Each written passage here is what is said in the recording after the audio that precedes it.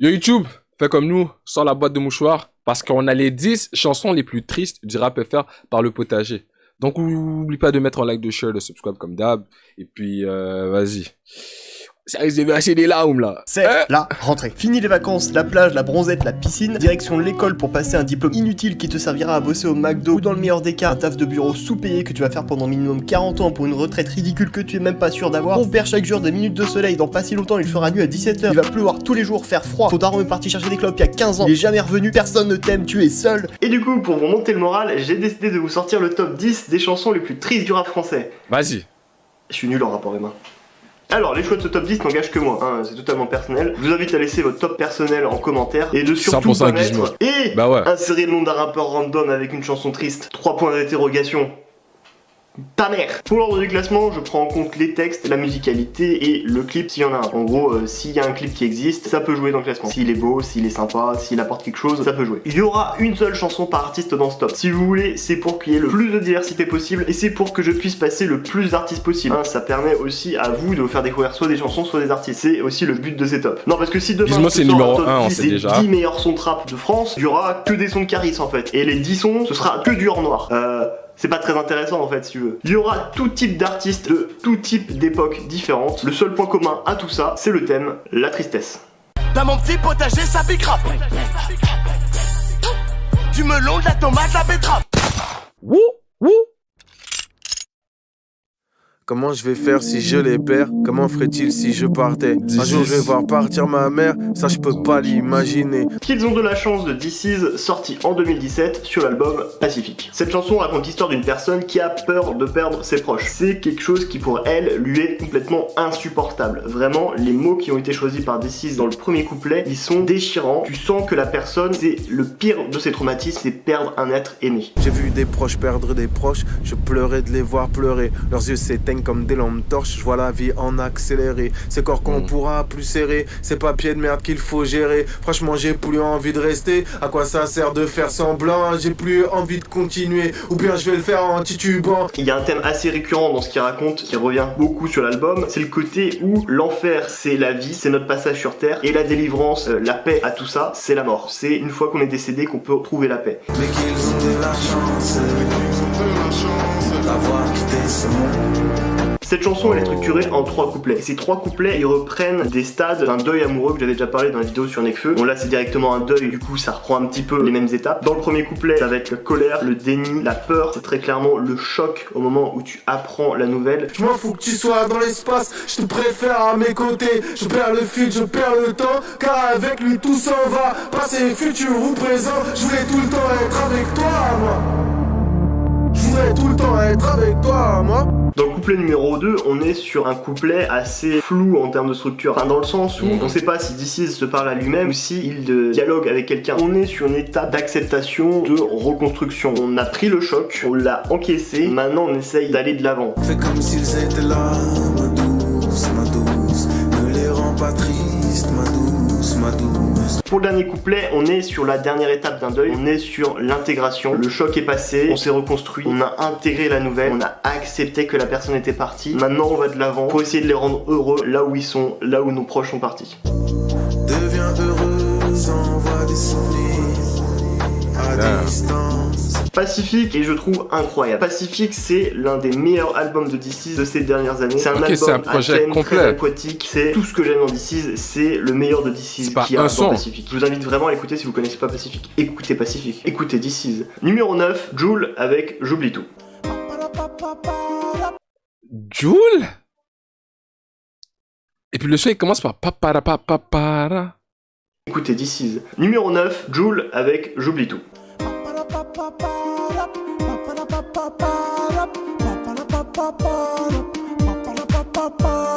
J'oublie tout, sorti sur l'album Dans ma paranoïa en 2014. J'oublie tout, c'est l'un des premiers gros succès de Jul avec Sors le cross volé et Dans ma paranoïa. Et à l'inverse des 2 derniers titres que je viens de citer, J'oublie tout est un titre extrêmement badant. C'est un titre extrêmement triste qui te met dans un mood, t'es pas bien. Et en fait, grossièrement, J'oublie tout, c'est juste un morceau qui décrit la misère des quartiers, la misère dans laquelle il vit, la misère des gens qui l'entourent. Sortis-moi calé, j'entends Ahadé, ça finit au palais, famille en pleurs stressante. Ça parle des conséquences du mode de vie de dealer, de criminel, des trahisons, des michetonneuses. Très clairement, ça parle des pires trucs de là où il vient quand t'es en bas de l'échelle sociale.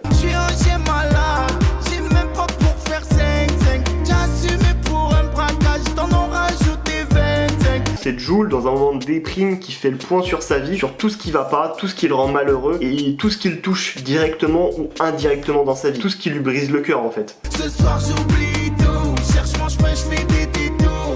Ce soir j'oublie tout.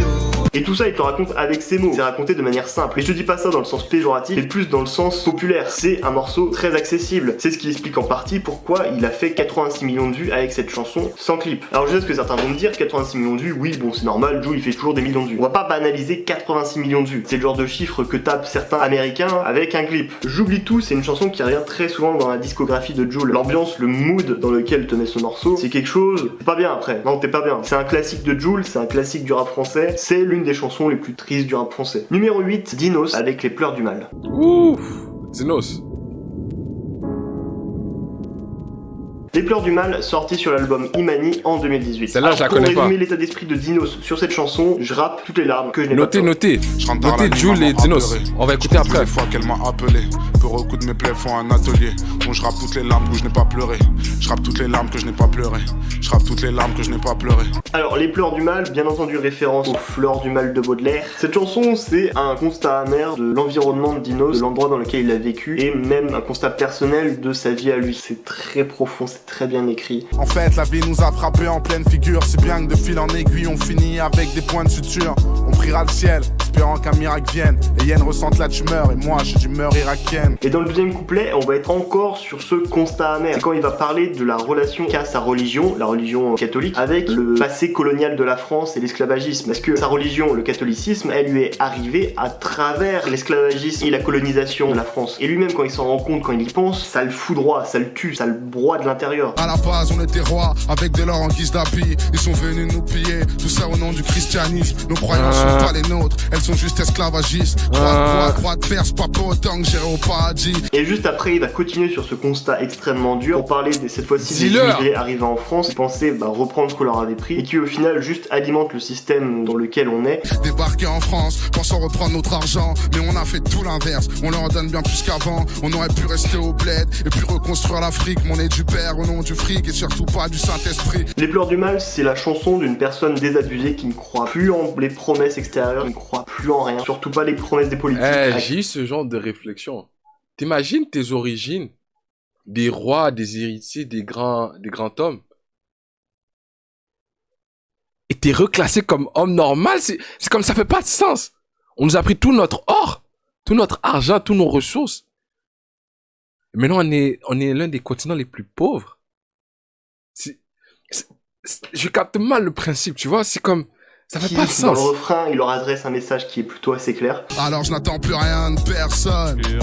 C'est pas les beaux discours qui réchauffent quand je frissonne. Si ma pensée profonde avait un intitulé, ça serait qu'ils aillent tous se faire enculer. La chanson, elle se conclut sur un extrait d'une interview du chanteur et homme politique sénégalais Youssou N'Dour. Et moi je voulais dire, si vous le permettez, que la France, il faut que la France et son gouvernement sachent que la France elle-même n'intéresse plus les gens pour chercher des visas pour venir ici. Arrêtez d'utiliser l'immigration comme un timbre pour vous faire élire ou pour rester au pouvoir. Les Pleurs du Mal, c'est une chanson extrêmement touchante. Il y a un clip magnifique en noir et blanc et en partie en couleur où on voit beaucoup de gens pleurer. Le clip a une esthétique très belle. C'est un clip où l'eau est omniprésente. Elle est là pour imager les pleurs des gens. Elle est là pour imager les pleurs du mal. Les Pleurs du Mal est une chanson extrêmement bien écrite qui est remplie de références au rap français. Encore une fois, on a déjà parlé dans la vidéo sur Dinos, mais Dinos c'est un vrai geek du rap français. Là, dans cette chanson, il y a je sais pas le nombre de références. On a Dinos et on a un Jul. Bustaflex, le Raluciano, que j'ai écouté. Que dans cette chanson, hein, dans toute sa discographie, ça dégueule de rêve par rapport ça à change de la drill là. Qui va avoir une chaîne YouTube qui parle de rap, pas moi. Cette chanson, elle est sur l'album Imani de Dinos. Je le répéterai jamais assez en vidéo. Écoutez Imani, c'est un album incroyable, vraiment. Écoutez Dinos de manière générale. J'aime Dinos. Numéro 7, L'Homme Pâle. Avec... Pourquoi on m'a pas suggéré Imani à la place de Taciturne? On m'a dit Taciturne c'était encore plus grand.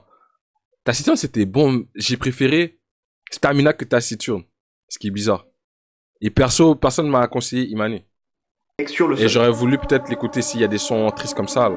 Oui, ma caisse claire. Donnez-moi ma caisse claire. Sur le sol de L'Homme Pâle, sorti sur son premier album Flip en 2017. Bon alors vous le savez comme moi, dans la très grande majorité du temps dans le rap français et dans le rap en général, quand on parle de ses géniteurs, de son père et de sa mère, généralement c'est pour leur rendre hommage, c'est pour les remercier de tout ce qu'ils ont fait pour nous, pour leur amour qu'ils nous ont donné, l'éducation qu'ils nous ont donné, etc. etc. Ça, c'est dans la grande majorité des cas. Sauf pour bien sûr des rappeurs comme Eminem qui dit qu'il va enterrer sa mère au fond de son jardin. Hein, on n'a pas eu tous la même enfance que lui. L'Homme Pâle. Et c'est en référence à ça, c'est en référence à King Out My Closet que L'Homme Pâle démarre le son sur le sol. Where's my snare? I have no snare in my headphones. Oui, ma caisse claire. Donnez-moi ma caisse claire.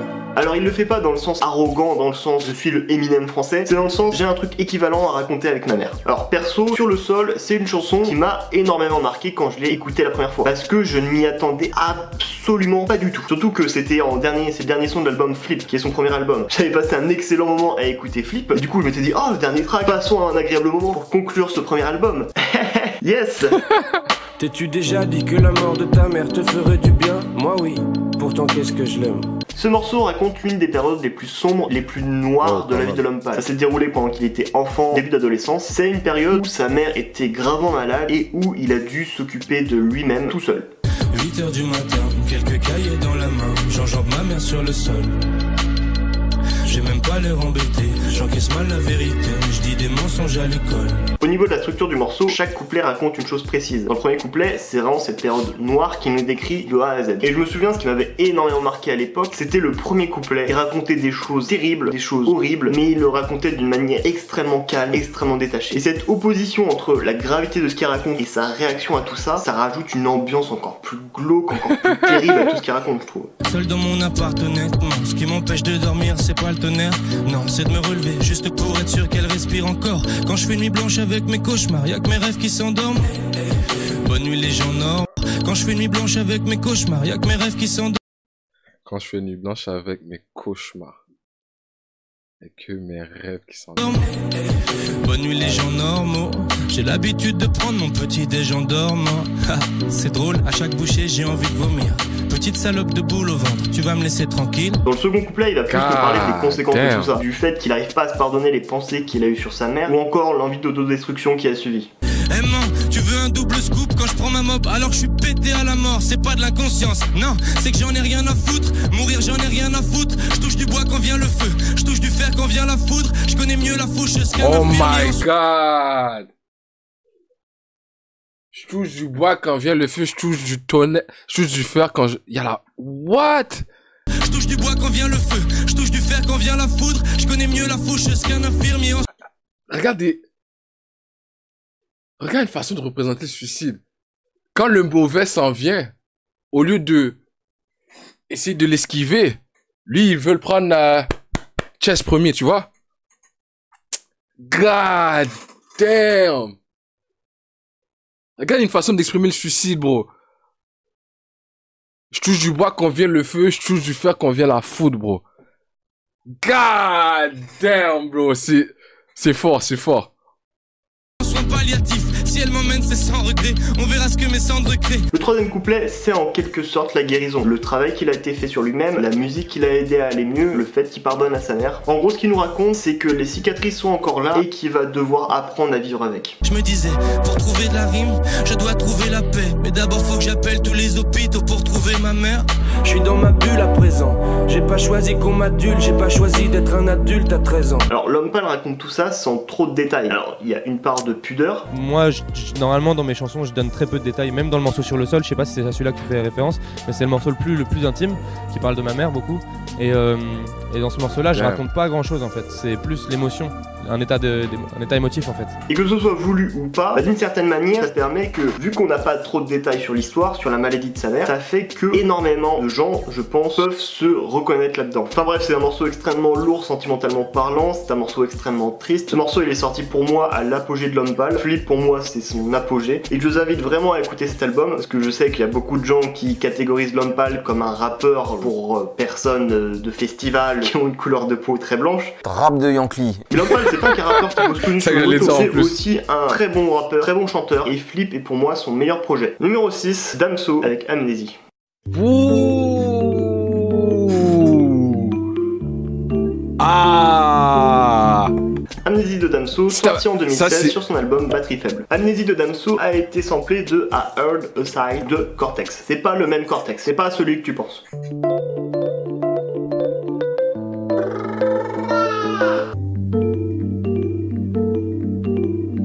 J'avais failli la mettre dans ma vidéo les 10 plus belles chansons d'amour du rap français, mais au final c'est pas une chanson qui parle tant d'amour que ça, c'est plus une chanson qui parle d'autodestruction. Alors pourquoi je dis qu'Amnésie c'est une chanson qui parle d'autodestruction? Amnésie c'est un storytelling qui raconte une histoire d'amour de Damso quand il était ado, et très clairement la fille ils sont...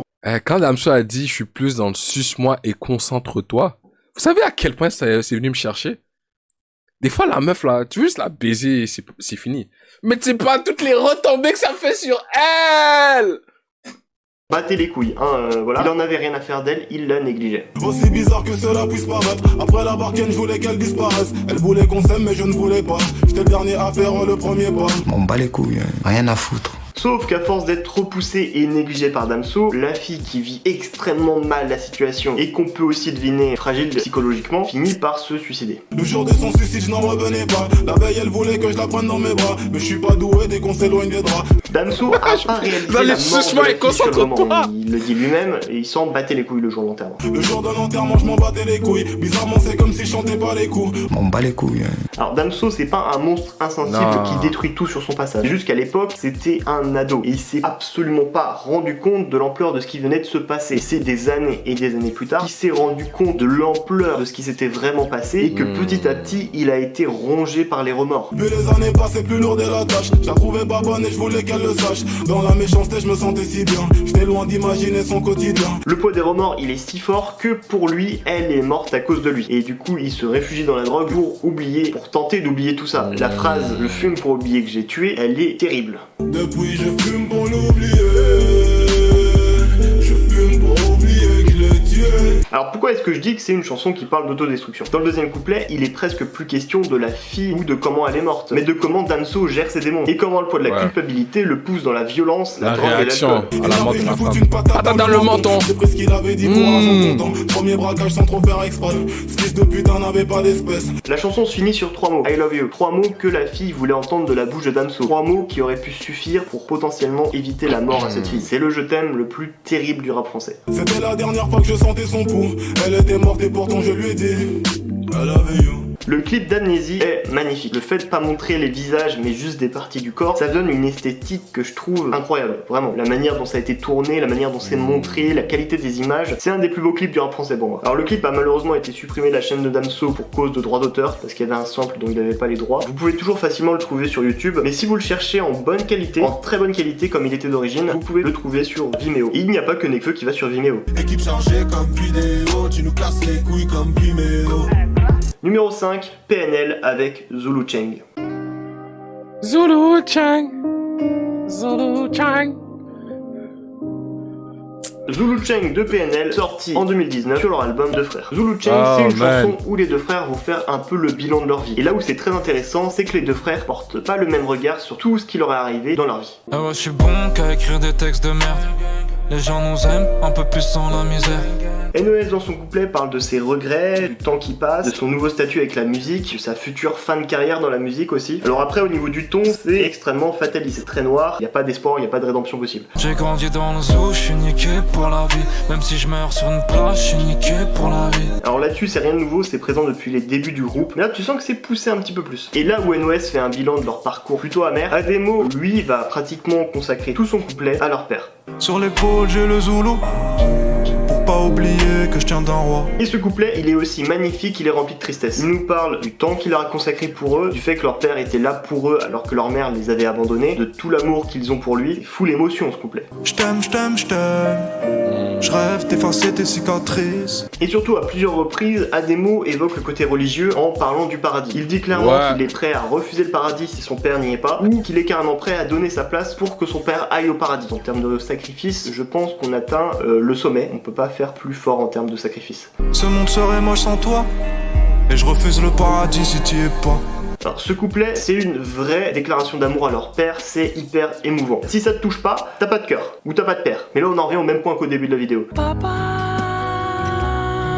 Ça a été assez difficile de faire un choix parmi toute la discographie de PNL, sachant que la très grande majorité de leurs chansons parlent de spleen, de mélancolie et de tristesse. Sur Paname, jusqu'au dernier gramme ou encore La Petite Voix, j'aurais aimé bien sûr vous parler plus longuement de ces chansons, mais j'ai déjà fait une vidéo qui parle de l'intégralité du parcours de PNL, sur 45 minutes. Si vous l'avez pas vu, je vous recommande d'aller la voir. Je dis tout en fait dedans, il y a tout. Numéro 4, Gizmo, ça doit être numéro 1, bro. Mais pareil. Attendez-moi de Gizmo, sorti sur son album GPG en 2016. Déjà pour commencer, le son est samplé de I Am The Man de 50 Cent. Came in the world crying and fussing. Nigga, we ain't have nothing. Giz. Et tous les autres. Alors, faut savoir que Gizmo est un rappeur très introspectif dans ses textes, il raconte tout. Sauf que Gizmo est un rappeur qui a vécu beaucoup de drames dans sa vie. Du coup, tous ces éléments cumulés ont fini par donner le titre Attendez-moi. J'ai vu nos vies s'effriter, venir s'écraser dans le standard. Je voulais me changer les idées, mais ils ont tué un de mes semblables. J'ai grandi, mon père dans les braquages et la drogue, ma mère dans les petits boulots, gardé par ma grand-mère, plus tard placement au foyer par la juge. Alors c'est un morceau qui est dédié à tous les proches qu'il a perdus, que ce soit des amis à lui ou sa sœur. J'ai pleuré sur tant de tons, crois-moi j'en ai perdu du monde.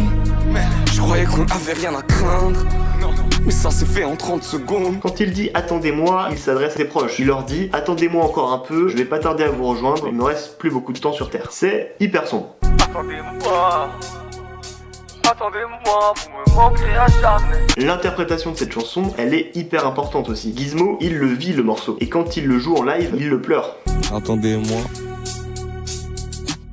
moi vous me manquerez à jamais. Même en concert, il verse des larmes. C'est pour ça que le mal-être est si profond. Je sais pas vraiment d'où. Peut-être c'est un effet boule de neige de tout ce qui s'est accumulé dans ma vie, mais je saurais pas dire l'élément déclencheur de tous ces déboires en vrai. Attendez-moi, c'est l'une des musiques les plus marquantes de la carrière de Gizmo, au point où certaines personnes lui attachent cette image de rappeur trop triste, de rappeur larmoyant, et malheureusement réduisent sa musique à ça. Gizmo, c'est pas un petit rappeur tout triste qui a besoin d'un câlin. Gizmo, c'est un putain de rappeur qui a un vécu hyper dramatique et qui le dépeint dans ses textes. Je pense que le comportement il découle du vécu. Moi j'ai dormi avec les souris, les cafards, les rats, j'ai dormi avec tous ces animaux dans des coins sombres, lugubres, avec des gens pas très nets. Certaines fois, ça joue sur qui tu vas devenir et comment t'appréhendes la vie. D'ailleurs, pour moi, Gizmo, c'est un peu le Renaud du rap français, dans le sens où il est extrêmement talentueux, mais c'est quelqu'un qui doit gérer ses démons, qui doit gérer un problème d'alcool, et en plus, pour Gizmo, gérer un problème de drogue. Donc presque 15 ans de boisson maintenant, et dans les 15 ans de boisson, je pense qu'il y en a 10, ouais, pour oublier. Et les 5 qui restent, c'est de la remise en question. Je m'abstiens, j'arrête, je reprends, je rechute, j'arrête. Voilà, là je suis dans le tournant, je suis pas encore sorti du truc. Alors je me doute que beaucoup de personnes vont crier au scandale que cette chanson ne soit pas numéro 1 ni même sur le podium, mais sachez que la suite, ce qui arrive, nous sommes sur 3 classiques du rap français, on est dans le panthéon du rap français. Numéro 3, Booba avec Pitbull. B2O. Pitbull de Booba, sorti sur son album Westside en 2006. Alors clairement, Booba, c'est pas un grand sentimental, c'est pas quelqu'un qui se livre beaucoup. Sur 25 ans de carrière, le nombre de sons introspectifs qu'il a fait ne doivent se compter sur les doigts d'une main. Alors de tête, comme ça je peux dire Petite Fille, Comme une étoile, et pour moi, son plus grand morceau, Pitbull. Venu extraire Excalibur de son oncle, mon 645, je suis le pitch avec une plume. Déjà parce que c'est grâce à ce son que Booba a une religion qui lui soit dédiée, n'oublions pas. Je suis le fondateur de la B2ologie, la religion basée sur les paroles de Booba. De tous ces morceaux, c'est sûrement celui où il se livre le plus. Alors on est à des années-lumière de la chanson juste avant de Gizmo. Là, Booba, même s'il se livre, ça reste du Booba. Dans l'interprétation et la manière de raconter, il y a beaucoup d'ego, il y a beaucoup de fierté. Enfant seul, sans problème, sauf à la maison. J'ai pris la vie par derrière sans me poser de questions. Dans Pitbull, Booba nous raconte son enfance, son adolescence, le racisme environnant, la violence de ce monde, la tristesse qu'il peut parfois ressentir. Des fois je me dope comme un coureur cycliste. Quand ça réveille mes cicatrices, je me sens si seul et si triste. Mais du coup, comme j'ai déjà dit, ça reste du Booba. C'est une chanson qui parle aussi de beaucoup d'ambition, de beaucoup d'espoir, et ça résume aussi le fait que Booba, toute sa vie, il a voulu qu'une seule chose, c'est d'être riche. Mon premier spliff, ma première bouteille. La richesse est dans nos cœurs, mon cul, moi je veux de l'oseille. J'ai jamais voulu être célèbre, j'ai fait de la musique, ça m'est tombé dessus. Après je fais avec, je prends les choses comme elles viennent. T'as jamais voulu être célèbre? Non, j'ai toujours voulu avoir de l'argent. Argent égale liberté. J'ai toujours voulu être libre en fait. Sans être vénal, c'est juste, pour moi c'est synonyme que la liberté c'est des clés. Pitbull est un bijou d'écriture, toute musique confondue. Ça fait très longtemps que Booba se classe parmi les meilleurs lyricistes de France. D'ailleurs la chanson est samplée de Mistral Gagnant de Renaud, qui est l'une des chansons préférées de Booba.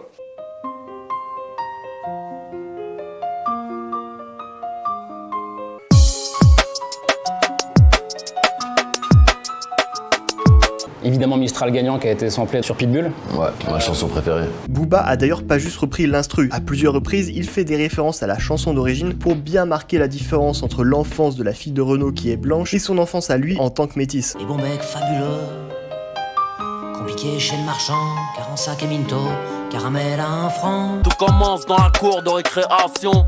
Malabar, Choco-PN, salle noire, ma génération. Pour résumer, on a Booba sur l'instru de Mistral Gagnant qui raconte son enfance et adolescence dans un clip en noir et blanc tourné en Russie post-soviétique. L'ambiance du morceau est incroyable. Pitbull est l'un des plus grands classiques du rap français et il y en a 2 autres qui suivent. Mais avant ça, sachez que j'ai fait une playlist regroupant toutes les chansons de Stop et toutes celles qui auraient pu y être, un peu comme ce que j'avais fait avec les 10 plus belles chansons d'amour du rap français. Elle est disponible sur Deezer et sur Spotify, donc si tu cherches une playlist pour ton mood de dépressif pour la rentrée ou pour passer l'automne et l'hiver, le lien est en description. Numéro 2, Rof avec Regretté.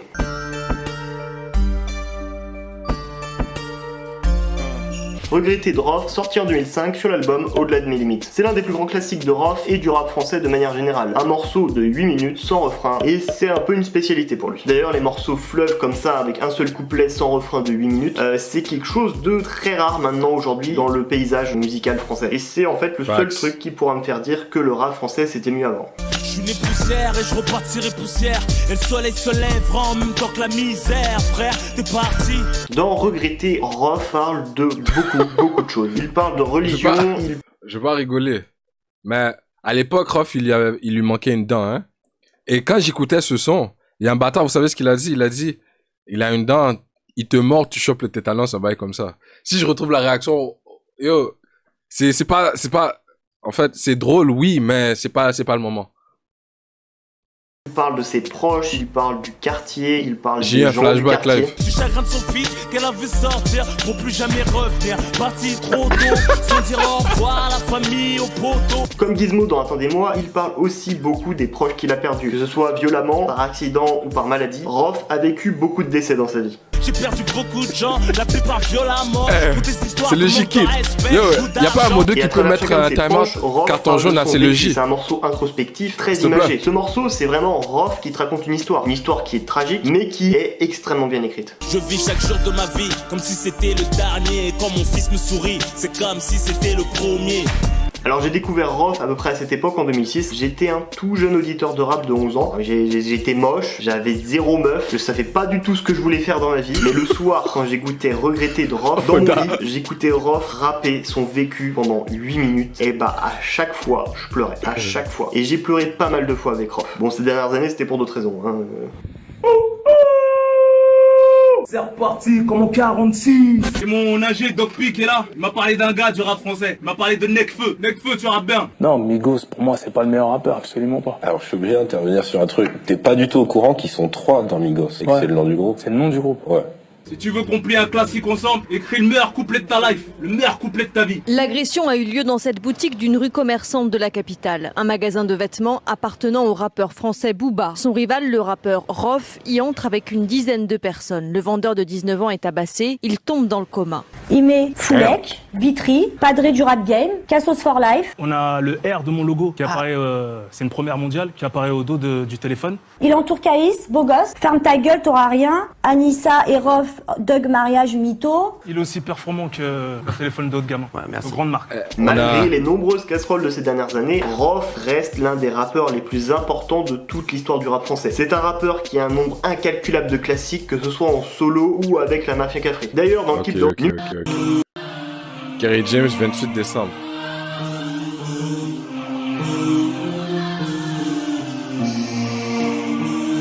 28 décembre 77 de Kerry James, sorti en 2001 sur son album Si c'était à refaire. Kerry James, c'est un rappeur engagé depuis plus de 30 ans. D'ailleurs, il se décrit lui-même comme un révolté qui fait du rap. Dans sa musique, il parle de tout ce qui concerne les banlieues, le racisme, les violences policières, la Palestine, la corruption des élites et encore plein d'autres sujets. Parce que Kerry James, je suis sûr, c'est un rappeur qui a dénoncé tout ce qui était dénonçable sur cette planète. C'est indéniablement le rappeur le plus engagé de France. Mais à contrario, il n'y a pas beaucoup de morceaux où il parle de lui. Et le premier morceau dans lequel il se livre, c'est 28 décembre 77. 28 décembre 77, on s'abîme, je suis né.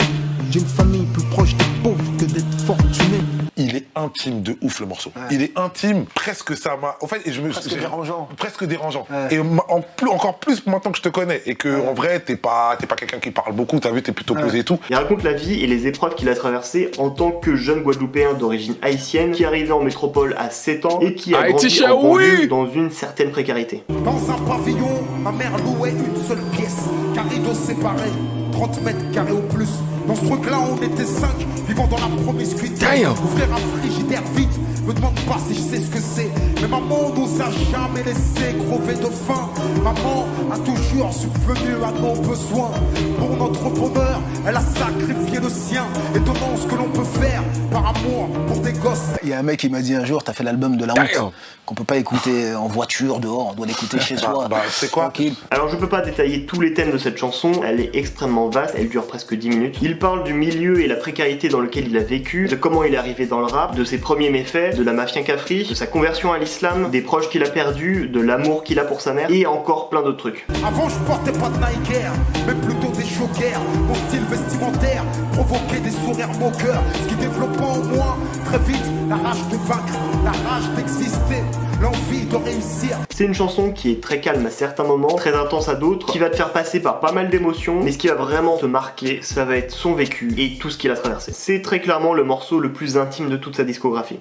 Sans même s'en rendre compte, on s'enfonce dans la violence, le plus souvent sous défonce, tout ce qui bouge on te le défonce, une embrouille on gauchatise, à côté ça vend des disques, jusqu'à croire réellement que tu peux pas tester ma fière d'Afrique. Alors si tu te laisses toucher parce qu'il veut te transmettre comme émotion, 100% tu pleures. Le passage à la fin où il évoque sa mort, ah bah à chaque fois il m'a, à chaque fois je pleure. Un jour je partirai, c'est enveloppé dans un sol, au milieu de mes vêtements, dans un modeste cercueil. Et lorsque je serai mort avec cette chanson, tu te remémores. Sûrement quelques larmes viendront émecter ta mémoire. Maintenant tu sais d'où je viens, qui je suis et où je vais. Et pourquoi mes textes de sagesse.